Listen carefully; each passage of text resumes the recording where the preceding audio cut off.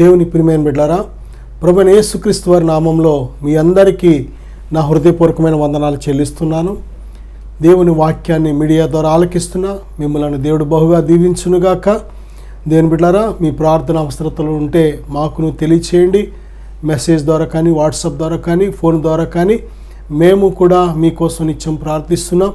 దేవుని ప్రియమైన బిడ్డలారా, అలాగే ఈరోజు దేవునిని ఎలా వెదకాలి, మొదటి భాగంలో ఏమి వెదకాలి, ఎందుకంటే ప్రభు చెప్పిన వాగ్దానం వెదకుడి మీకు దొరుకునని ప్రభు చెప్పారు కనుక దేవుని బిడ్డలారా, ఆ వాగ్దానాన్ని మనం ఎత్తిపట్టి ప్రార్థించినప్పుడు ప్రతీదీ పొందుకోవాలి అంటే మొదటిగా అసలు ఏమి వెదకాలి అనేది చాలా ప్రాముఖ్యమైన అంశం. మొదటి భాగం చూసాం.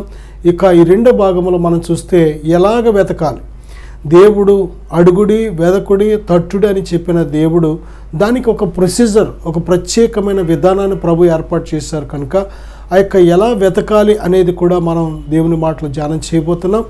వాక్యానికి వెళ్ళే ముందుగా ప్రార్థన చేసుకుని దేవుని పరిశుద్ధాత్మ సహాయాన్ని మనం కోరుకుందాం. కళ్ళు మూసుకొని ప్రార్థనలు ఎక్కివిద్దాం. పరిశుద్ధుడా, ప్రేమగల తండ్రి, ఆకాశ మహాకాశాలు పట్ట జాలని దైవమా, మీ నామంలో 2-3 ఎక్కడ కూడియిందరో వారి మధ్య ఉందని సెలవిచ్చిన మా ప్రియ ప్రభువా, మాతో మాట్లాడండి.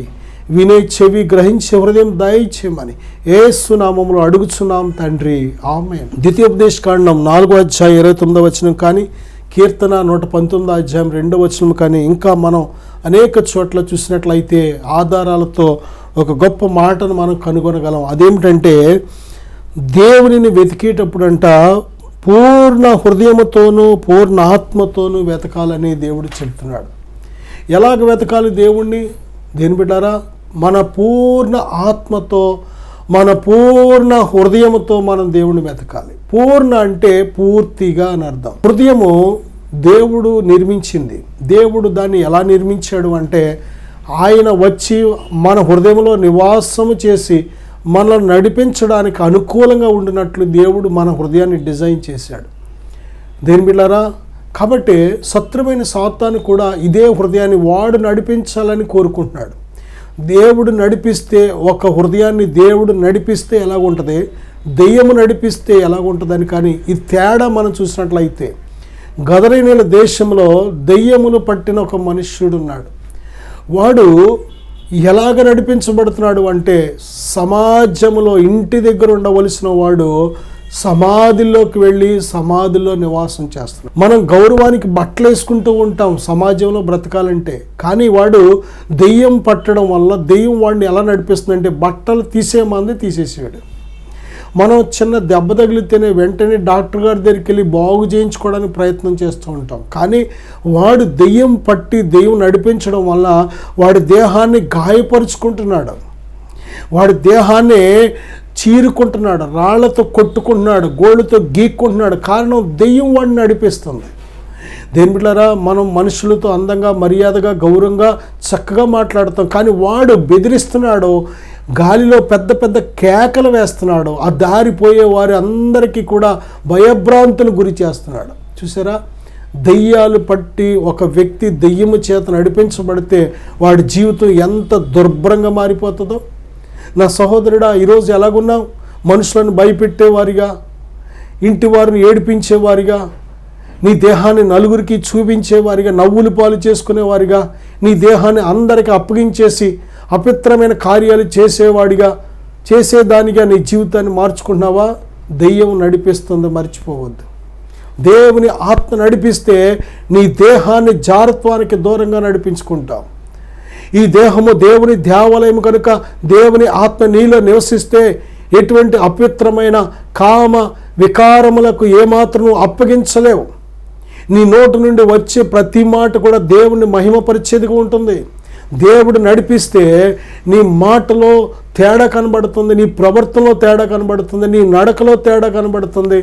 అన్నీ కూడా దేవునికి మహిమకరంగా, అనేకునికి ఆశీర్వాదకరంగా, రక్షణకరంగా, దీవెనకరంగా ఉంటుంది నీ జీవితం.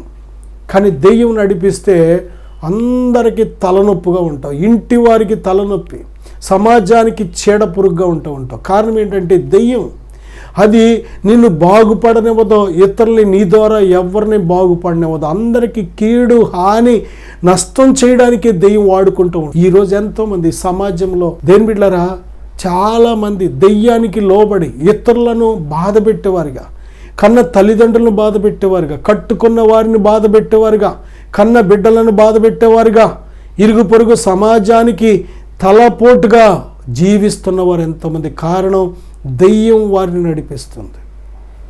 దేవుడు నడిపిస్తే నువ్వు అనేకులకు దీవెనకరంగా, ఆశీర్వాదకరంగా, రక్షణకరంగా ఉంటావు, ఆరోగ్యకరంగా ఉంటావు. దెయ్యం నిన్ను పాడు చేస్తుంది, నీ ద్వారా ఇతరులను కూడా పాడు చేస్తూ ఉంటుంది.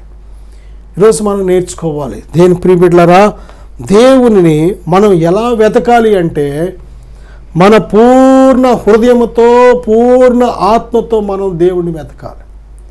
దేవునిని ఎలా వెతుకుతున్నాం? హృదయాన్ని పూర్తిగా వెతుకుతున్నామా? హృదయపూర్వకముగా వెతుకుతున్నామా? సగం హృదయం లోకానికి, సగం హృదయం పాపానికి, సగం హృదయం శరీరాశలకు ఇలాగ ఇచ్చేసి కొంచెం ఏదో వెతుకుతూ ఉంటాం. చాలామంది దేని బిడ్డారు, దేవుని మందిరానికి, దేవుని సన్నిధికి వస్తూ ఉంటారు, వాక్యాన్ని వింటూ ఉంటారు, లేక చదువుతూ ఉంటారు, ప్రార్థన చేస్తూ ఉంటారు. కానీ కొంచెమే, మిగిలిన హృదయం అంతా కూడా లోకాశలతో, శరీరాశలతో, పాపపు ఇచ్చలతో నిండిపోయి ఉంటుంది. కాబట్టి వారి జీవితంలో విజయం అనేది ఉండదు. దేవుని నమ్ముకున్నామన్న పేరే కానీ వారి జీవితంలో అన్ని రకాల పాపాలు ఏలుబడి చేస్తూ ఉంటాయి. చూపులు మారవు, నోటి మాటలు మారవు, ప్రవర్తన మారదు, నడక మారదు, చెడు అలవాట్లు విడిచిపెట్టరు, పాపపు ఆలోచనలు విడిచిపెట్టరు. కారణం ఏంటంటే దేవునికి కొంచెం చోటు ఇచ్చారు వాళ్ళు. దేవునికి ఎప్పుడు కూడా పూర్తి స్థలం ఇవ్వాలి. మన హృదయంలో పూర్తిగా ఆయనకు చోటు ఇవ్వాలి. దేని బిడ్డలారా, నీ ప్రవర్తన అంతటి మీద ఆయన అధికారానికి ఒప్పుకున్నప్పుడే ఆయన్ని మార్గాన్ని సరళం చేస్తూ ఉంటాడు. నా సహోదరుడా, సహోదరి, దేవుడు నీ జీవితాన్ని సరళం చేయాలని ఆశపడుతున్నావా?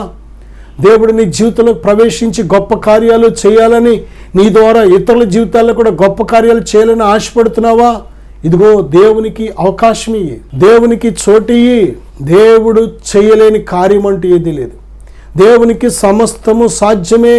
దినవృత్తాంతాలు 1వ గ్రంథం 16వ అధ్యాయం 11వ వచనం కన్నా మనం చూసినట్లయితే, దేవుని సన్నిధిని వెతుకున్నప్పుడు అంట నిత్యము వెతకాలి. నిత్యము అంటే వితౌట్ గ్యాప్, అంటే ఒక గంట విడిచి గంట వెతకడం కాదు, ఒక నిమిషం విడిచి నిమిషం వెతకడం కాదు. దేని బిడ్డ, ఒక రోజు విడిచి ఒక రోజు వెతకడం కాదు. గ్యాప్ అనేది లేదు. నిత్యము అనే మాటలో ఆయన సన్నిధిలో నిత్యము మనం జీవించే వరకు ఉండాలి. ఆయన సన్నిధిని ఎలాగ వెతకాలి అంటే నిత్యము నీ హృదయములో నీ ఫోకస్ అంతా కూడా ఆయన సన్నిధిలో ఉండాలి, ఆయన సన్నిధి మీద ఉండాలి.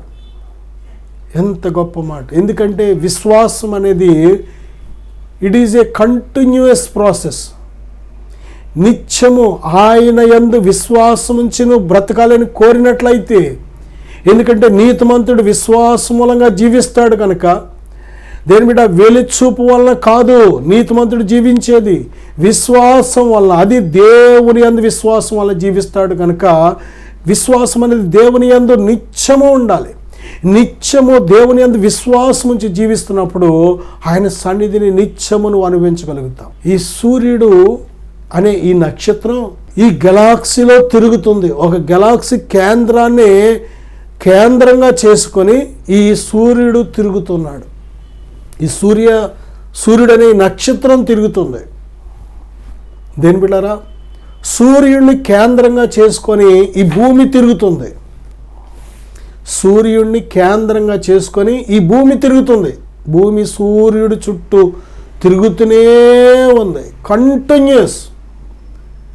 దానికోసం ఏర్పాటు చేసిన ఆ కంటిన్యూస్ ప్రాసెస్లో, ఆ నిత్యము తిరిగే విధానంలో ఎక్కడ గ్యాప్ అనేది లేదు. గ్యాప్ వచ్చిందో సూర్యుడిని వెంబడించడం, చుట్టూ తిరగడం మానేసి అది ఎప్పుడైనా ఒక్క సెకండ్ అది పక్కకు జరిగిందంటే మొత్తం సృష్టి ధర్మం మారిపోతుంది. ఈ భూమి మీద ఉండే వాతావరణ ధర్మాలు మారిపోతాయి. భూమి ఆకర్షణ, సూర్యుని ఆకర్షణ రెండు కూడా ఆకర్షించినప్పుడు, దీని బరువును బట్టి ఇది ఆకర్షించి, దాని బరువును బట్టి అది ఆకర్షించినప్పుడు ఈ భూమి ఎంత దూరంలో ఉండాలో అంత దూరంలో తిరుగుతూ ఉంటుంది. కానీ ఎప్పుడైతే దేవులారా, భూమి సూర్యుడిని ఆకర్షించడం మానేసి వికర్షించడం ప్రారంభించినట్లయితే, అంటే సూర్యుడికి విరోధంగా దూరంగా వెళ్ళిపోయినట్లయితే భూమి మీద వాతావరణం అంతా కూడా అల్లకల్లోలమైపోద్ది, చలిగా గెడ్డ కట్టేస్తుంది అంతే. అలా కాదని సూర్యుడిని ఎక్కువ ఆకర్షించింది అనుకోండి, సూర్యుడి దగ్గరికి వచ్చి మలమల మాడిపోతుంది.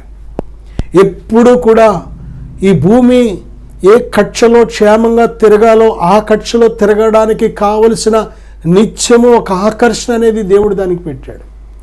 అలాగే భూమి చుట్టూ చంద్రుడు తిరిగేలాగా దేవుడు పెట్టాడు.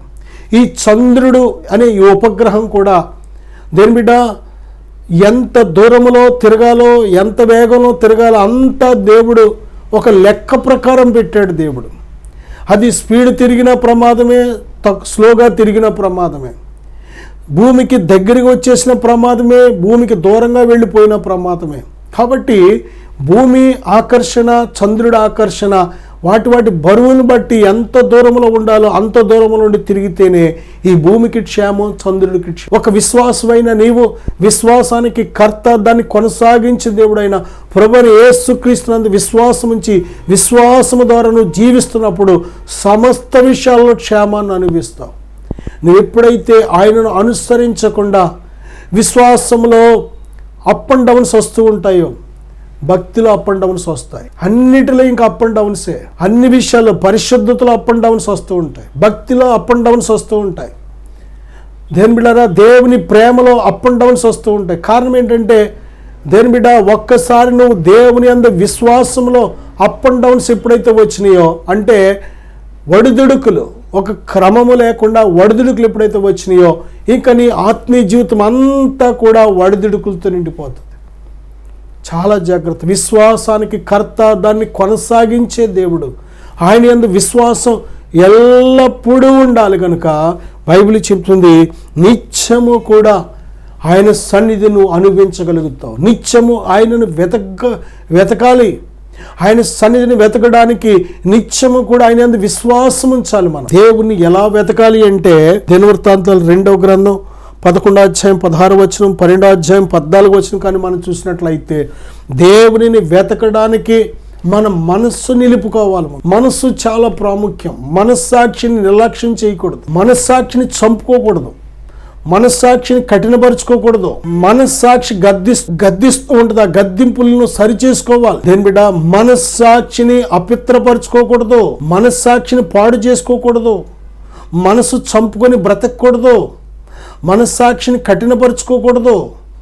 మనసు ఎప్పుడూ కూడా దేవుని చిత్తాన్ని గ్రహించడానికి, దేవుని స్వరం వినడానికి ఎప్పుడూ సిద్ధపరచుకోవాలి. బైబిల్లో లూకా 21:34 కానీ మనం చూసినట్లయితే, మీ హృదయములు ఒకవేళ తిండి వలనను ఐహిక విచారముల వలనను మత్తు వలనను మందముగా ఉన్నందున ఆ దినము అకస్మాత్తుగా మీ మీద గురి వచ్చినట్టు రాకుండా మీ విషయమే మీరు జాగ్రత్త అని దేవుడు చెబుతూ అక్కడ ఒక మాట చెప్తున్నారు. ఏంటదంటే, తిండి, మత్తు, ఐహిక విచారాల వల్ల మనస్సు లేక హృదయం ఏమవుతుందంటే మందమైపోతూ ఉంటుంది.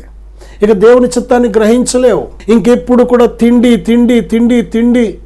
ఇక తిండి అనేది గ్యాప్ లేకుండా ఎప్పుడైతే తింటూ ఉంటామో ఇక మత్తుతో నిండిపోతూ ఉంటుంది. తిండి వల్ల మత్తు వస్తూ ఉంటుంది. ఇక తిండిలో పడ్డావు అంటే దేని బిడ్డారా, ఒక్క రోజైనా, వారానికి ఒక్కరోజైనా ఉపవాస ప్రార్థన అనేది లేకుండా ఉంటే హృదయం మందమైపోతుంది. కనుక ఇక దేవుని సిగ్నల్ను క్యాచ్ చేయలేదు నీ హృదయం, దేవుని స్వరాన్ని వినలేదు, దేవుని నడిపింపుకి ఏమాత్రం కూడా అది లోబడలేదు. జాగ్రత్త. మత్తు అనేది కూడా ఒక ప్రమాదం. తిండి ఎంత ప్రమాదము, మత్తు. డబ్బు అనేది ఒక మత్తు, బంగారం అనేది ఒక మత్తు. దేని బిడ్డారా, ఈ లోక సంబంధమైన వస్తువులు, సంపదలు ఒక మత్తు. చాలామంది చాలా రకాల వ్యభిచారం అనేది ఒక మత్తు, త్రాగుడు అనేది ఒక మత్తు. దేని బిడ్డారా, చాలా రకాల పాపిష్టి పనులు ఒక మత్తు లాంటివి. మనుష్యుల ప్రేమలు ఒక మత్తు.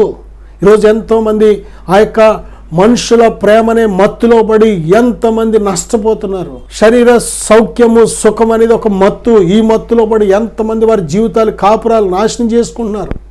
మత్తు వలన హృదయం మందమైపోతుంది, తిండి వలన హృదయం మందమైపోతుంది. అలాగే ఐహిక విచారాలు, రేపు ఎలాగా, ఎల్లుండి ఎలాగా, ఇల్లు ఎప్పుడు కడతాను, అప్పులు ఎప్పుడు తీరుతాయి, నాకు ఎప్పుడు బాగుపడతాను, నేను అనుకున్నది ఎప్పుడు జరుగుద్ది, ఎప్పుడు పెళ్ళి అవుద్ది, ఎప్పుడు పిల్లలు పుడతారు, ఎప్పుడు ఉద్యోగం వస్తుంది, ఎప్పుడు ఎప్పుడు ఎప్పుడు అనుకుంటూ దేవుని మీద భారం వేయకుండా, దేవుని నడిపింపు ఏమాత్రం గ్రహించకుండా, ఎప్పుడైతే నీ అంతటి నువ్వు కలవరపడి చింతపడి భవిష్యత్తు కోసం భయపడుతూ ఉంటావో నీకు తెలియకుండానే నీ హృదయం మందమైపోతుంది, వాక్యం ఫలించదు, దేవుని మీద విశ్వాసం ఏమాత్రం అభివృద్ధి చెందదు. జాగ్రత్త దేవుని ప్రియబిడ్డ. అందుకే మనస్సును ఎప్పుడు కూడా ఏం చేయాలంటే 10 పట్టణాలు పట్టుకునే వానికంటే తన మనస్సును అదుపు చేసుకునేవాడే గొప్పవాడని బైబిల్ చెప్తుంది. దీని బిడ్డలారా, మన మనస్సాక్షిని మనం ఏం చేయాలంటే పరీక్షించుకుంటూ ఉండాలి. మనస్సాక్షికి కావలసిన ఫుడ్ దేవుని వాక్యం అనే ఆహారాన్ని అందిస్తూ ఉండాలి, వాక్యం అనే జ్ఞానాన్ని అందిస్తూ ఉండాలి, వాక్యం అనే నడిపింపును అందిస్తూ ఉండాలి. మనం ఎలాగ వెతకాలి అంటే మొదటిగా పూర్ణ హృదయంతో పూర్ణ ఆత్మతో వెతకాలి దేవుణ్ణి. రెండవదిగా నిత్యము వెతకాలి. మూడవదిగా మనం చూస్తే ముందు దేవుని వైపు మన మనసు తిప్పుకోవాలి. మన డైరెక్షన్, మన మనస్సు దేని బిడ్డ ఏటి వైపు ఉందో, లోకం వైపు ఉందా, పాపం వైపు ఉందా, ఈ లోక సంబంధమైన దురాశల వైపు ఉందా, భూ సంబంధమైన వాటి వైపు ఉందా, ముందు ఆ డైరెక్షన్ తీసి దేవుని వైపు మన డైరెక్షన్ మార్చుకోవాలి. మన మనసు దేవుని వైపు మొదట త్రిప్పుకోవాలి మనం. మూడవదిగా ఎలాగ దేవుని వెతకాలి అంటే దినవృత్తాంతాలు 2వ గ్రంథం 20వ అధ్యాయం 33వ వచనం మనం చూసినట్లయితే హృదయాన్ని స్థిరపరుచుకోవాలి. దేవునిని వెతకడానికి హృదయాన్ని స్థిరపరుచుకోవాలి. భక్తుడు ఏమంటాడంటే, అయ్యా నాలో స్థిరమైన మనసు కలుగజేయ అంటున్నాడు. స్థిరత్వం చాలా ప్రాముఖ్యం. హృదయంలో స్థిరత్వం ఉంటే బ్రతుకులో స్థిరత్వం ఉంటుంది. హృదయంలో స్థిరత్వం ఉంటే మాటలో స్థిరత్వం ఉంటుంది. హృదయంలో స్థిరత్వం ఉంటే నడకలో స్థిరత్వం ఉంటుంది. హృదయంలో స్థిరత్వం ఉంటే చేసే పనులలో స్థిరత్వం ఉంటుంది. హృదయంలో స్థిరత్వం ఉంటే కాపురంలో స్థిరత్వం ఉంటుంది. హృదయంలో స్థిరత్వం ఉంటే చేసే ఉద్యోగమో వ్యాపారంలో స్థిరత్వం ఉంటుంది. హృదయంలో స్థిరత్వం లేకపోతే ఎందులోనూ స్థిరత్వం ఉండదు. ముందు మన హృదయాలు స్థిరపడాలి. స్థిరమైన హృదయం దేవుడిచ్చేది. ఒకని ప్రవర్తన యెహోవా వల్లనే స్థిరపరచబడునని బైబిల్ చెప్పి, ఒకని ప్రవర్తన ఆయనకి ఇష్టంగా ఉన్నప్పుడు ఆయన వారిని స్థిరపరుస్తాడు బైబిల్ చెప్పి. ఆయన వాక్యము మన అడుగులను స్థిరపరుస్తుంది. పరిశుద్ధాత్మ దేవుడు మనను స్థిరులుగా చేస్తాడు. నా సహోదరుడా సహోదరి, స్థిరత్వం అనేది ఉందా? గొప్ప గొప్ప నిర్ణయాలు తీసుకుంటూ ఉంటాం కానీ స్థిరంగా ఉండం. చాలా మంది చదువులో చూడండి, నేను డాక్టర్ అవ్వాలి, నేను ఇంజనీర్ అవ్వాలి, నేను లాయర్ అవ్వాలి, నేను పలానది అవ్వాలని కలలు కంటూ ఉంటారు కానీ వారి మనస్సును స్థిరపరచుకోరు. కాబట్టి వారు కన్న కళలు మర్చిపోతూ ఉంటారు. వారు తీసుకున్న నిర్ణయాలు, వారు పెట్టుకున్న గోల్స్ అన్ని మర్చిపోయి అడ్డదిడ్డాలుగా వెళ్ళిపోతూ ఉంటారు. వారు తీసుకున్న ఆ నిర్ణయము, వారు పెట్టుకున్న ఆ గురికి తగినట్టు కష్టపడాలి అంటే, దేని మీద తగిన వెల చెల్లించాలి అంటే ముందు వారి మనస్సులు స్థిరపరచుకోవాలి. మనస్సు స్థిరపడకుండా నువ్వు గురిని చేరలేవు. మనసు స్థిరపడకుండా నీవు కన్న కళను అనుభవించలేవు. నా సహోదరుడా సహోదరి, దేవుడు యోసేపుకు ఒక గురి ఇచ్చాడు, ఒక దర్శనం ఇచ్చాడు, ఒక కళ ఇచ్చాడు. అది ఎప్పుడు నెరవేరుతుంది? యోసేపు మనస్సు స్థిరముగా ఉన్నాడు. యోసేపు దేవుని యందు తన మనస్సును స్థిరపరుచుకున్నాడు. భక్తి విడిచిపెట్టలేదు, విశ్వాసం విడిచిపెట్టలేదు, పరిశుద్ధత విడిచిపెట్టలేదు, నీతి విడిచిపెట్టలేదు, ప్రార్థన విడిచిపెట్టలేదు, స్థిరుడిగా ఉన్నాడు. తగిన సమయం వచ్చింది, దేవుడు హెచ్చించేశాడు. దేని బిడ్డలారా, చాలామందికి అనుమానం, అవిశ్వాసం జరుగుద్దంటావా, నేను అనుకున్నట్టు చేరతానంటావా, నేను అనుకున్నది సాధిస్తానంటావా అని వారి మీద వారికే అనుమానం. చాలా మంది దగ్గర వారు చెబుతూ ఉంటారు, జరగదేమో, అనుకున్నాను కానీ జరగదేమో, గురి పెట్టుకున్నాను కానీ చేరలేనేమో అని వారు అవిశ్వాసాన్ని వారే చెప్పేస్తూ ఉంటారు. ఏ మనిషి పుట్టుకతో వీడు పలనదని రాయబడలేదు. నువ్వు దేవునికి లోబడుతున్నప్పుడు స్థిరమైన మనస్సు దేవుడు దయచేస్తాడు. ఆ స్థిరమైన మనసుతో దేవుని ఏర్పాటు ప్రకారం నువ్వు పెట్టుకున్న గురికి నువ్వు చేరగలుగు. దేవుడు తప్పనిసరిగా నీ ఆలోచన యావత్తును సఫలపరుస్తాడు. కీర్తన 14వ అధ్యాయం 2వ వచనంలో వివేకము కలిగి దేవుని వెతకాలి. జ్ఞానము, వివేకం అనేవి చాలా ప్రాముఖ్యమైన. దేవుడు వివేకము ఇచ్చే దేవుడు. దేవుడు, వివేచనిచ్చే దేవుడు. దేవుని వెతికే వారికి కావాల్సింది ఏంటంటే వివేకం కావాలి. జ్ఞానం ఎంత ప్రాముఖ్యమో, బుద్ధి ఎంత ప్రాముఖ్యమో, ఆలోచన ఎంత ప్రాముఖ్యమో, వివేకము కూడా అంత ప్రాముఖ్యం. ఇవి హృదయానికి మనస్సుకు సంబంధించి అనాలోచన పనిచేయదు. దేని బిడ్డ, వివేకము కలిగి దేవునిని వెతకవారు కలరేమో అని దేవుడు చూస్తున్నాడు. నన్ను పుట్టించిన దేవుడు ఎక్కడ ఉన్నాడని వెతికేవారు ఉన్నారా? వివేకము కలిగి అని దేవుడు చూస్తున్నాడు. ఈ లోకం విడిచిపెడితే ఎక్కడికినా ప్రయాణం వివేకము కలిగి ఆలోచించేవారు ఉన్నారా అని దేవుడు చూస్తున్నాడు. ధనవంతుడు భూమి మీద బ్రతికినంతకాలం శుభ్రంగా తిన్నామా, సంతోషించామా, పడుకున్నామా, కట్టుకున్నామా, అనుభవించామా, ఆనందించామా, ఇదే ఆలోచించాడు. కానీ వాడికి వివేకము లేక చనిపోతే ఎక్కడికి వెళతాం అనే వివేచన వాడికి రాలేదు. వాడి కళ్ళ ముందు ధనవంతుడు బ్రతికినంత కాలం ఎంతో మంది చనిపోవడం చూశాడు. వాడు ఎంతో మందిని మోసుకెళ్ళి మట్టిలో పెట్టడం చూశాడు. కానీ ఏదో ఒకరోజు నేను కూడా చచ్చిపోతే మట్టిలో పెడతారు, మరి నెక్స్ట్ ఎక్కడికి నా ప్రయాణం అనేది ఏమాత్రం కూడా ఆలోచించలేకపోయాడు. వివేచన కలిగిన నరుడు ధన్యుడని బైబిల్ చెప్తుంది. వివేచన ఉంటే ఈ లోకం మట్టుకు మాత్రమే కాదు, ఈ లోకం విడిచిన తర్వాత నీ ప్రయాణం, నిన్ను రక్షించే మార్గము, సత్యము, జీవమేంటో కనుగొనగలుగుతాను. వివేచన మనకు కావాలి. వివేకము మనం కలిగినప్పుడే దేని బిడ్డలారా దేవునిని మనం వెతకగలం. యెషయా గ్రంథం 55:6 దేవునిని మనకు దొరికే కాలమందు మనం వెతకాలి. దేని బిడ్డలారా బైబిల్ చెబుతుంది, నేడే రక్షణ దినం, నేడే అనుకూలమైన సమయం, ఇదే అనుకూలమైన సమయం, నేడే రక్షణ దినం. దేవుడు నిన్న దొరకడు, దేవుడు నిన్న మనం వెతకలేం. గడిచిపోయిన కాలం అనేది పాస్ట్ టెన్స్. ఇక నువ్వు ఎన్ని మొత్తుకున్నా చేసినా గడిచిపోయిన కాలంలో పొరపాట్లు ఇక నువ్వు సరిచేయలేవు. నువ్వు సరి చేసుకోవడానికి ఏమాత్రం అవకాశం లేని సమయం అది. నువ్వు ఏడ్చినా, బాధపడినా, మొత్తుకున్నా, బిడ్డలారా నిన్న అనేది జరిగిపోయిన కాలం అనేది నీ చేయి దాటిపోయిన సమయం అది. కానీ జరుగుతున్న కాలం మాత్రం నీ చేతిలో ఉన్న సమయం. ఎందుకంటే జరగబోయేది నీకు తెలీదు. జరగబోయేదానికి పునాది నేడే.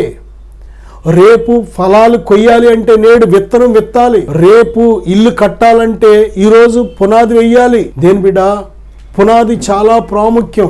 నేడు అనేది నువ్వు తీసుకునే ప్రతి నిర్ణయం, నువ్వు నడిచే ప్రతి నడక, ప్రతి విషయం కూడా రేపటి నిర్మాణానికి పునాది. రేపు మంచి రోజులు చూడాలనుకున్నావా, ఈరోజు మంచి పునాది వేసుకో. రేపు మంచి ఆరోగ్యం కలిగి ఉండాలనుకున్నావా, నేడు మంచి పునాది వేసుకో.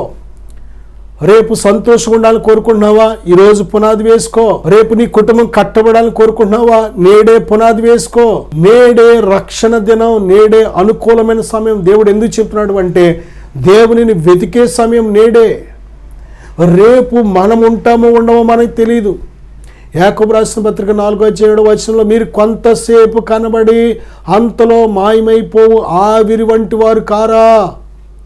మనం అనుకుంటాం ఒకానొక పట్టణమునకు వెళ్ళి వ్యాపారం చేసి లాభము సంపాదించేద్దాం, ఇల్లు కట్టుకుందాం, అప్పులు తీరుద్దాం, పెళ్లి చేద్దాం, డబ్బులు దాచుకుందాం, లేక ఒక వాహనం కొనుక్కుందాం, పొలం కొనుక్కుందాం, ఇల్లు కొనుక్కుందాం.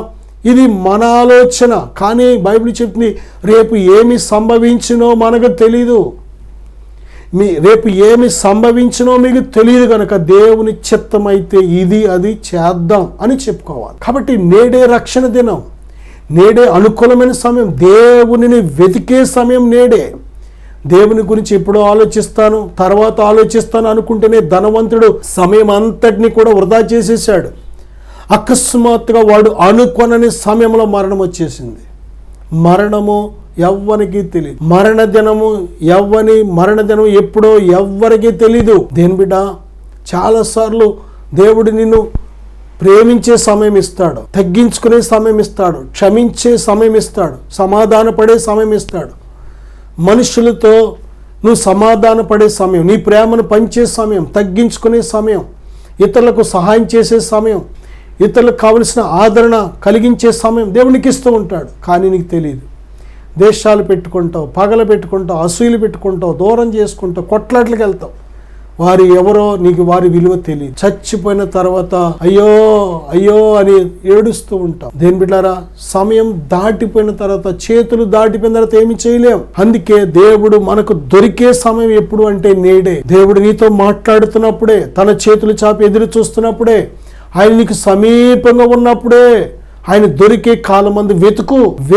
నువ్వు ఉన్న చోటనే మోకరించి ప్రార్థించి, ప్రభువా నువ్వు నాకు కావాలి, నా హృదయం తెరవండి, నా నేత్రాలు తెరవండి, నా చెవులు తెరవండి, ప్రభువా నాతో మాట్లాడండి అని ఎప్పుడైతే దేవుని వెతుకుతావో, మనస్ఫూర్తిగానే వెతికితే ఆయనకి సమీపంగా ఉన్నాడు జవాబు ఇవ్వడానికి. ఎలాగ వెతకాలో మనం ఆలోచించి, దేవునికి సమీపంగా ఉన్నప్పుడే ఆయన వెతుకు, ఆయన సన్నిధిని వెతుకు, ఆయన నామాన్ని వెతుకు, ఆయన బలాన్ని వెతుకు, ఆయన రక్షణను వెతుకు, ఆయన ఇచ్చే నీతిని పరిశుద్ధతను వెతుకు, ఆయన రాజ్యాన్ని వెతుకు, ఆయన ఇచ్చే సంతోష సమాధానాలు వెతుకు, ఆయన ఇచ్చే ఆత్మ ఫలాలు వెతుకు. ఈ సమయం వ్యర్థపరచుకోవద్దు. దేవునిని వెతికే సమయాన్ని వ్యర్థమైన వాటికి, అబద్ధమైన వాటికి ఖర్చు పెట్టి మోసపోవద్దు. యెషయా 55:6 ఉంది కదా, ఆయన మీకు దొరుకు కాలమందు వెతకండి. సమయం ఉన్నప్పుడు వెతకకపోతే సమయం అయిపోయిన తర్వాత మనం వెతకడానికి సమయం ఉండదు. జీవించడానికి సమయం ఉన్నప్పుడే దేవుని కోసం నువ్వు జీవించకపోతే తర్వాత నువ్వు జీవిద్దామన్న సమయం ఉండదు.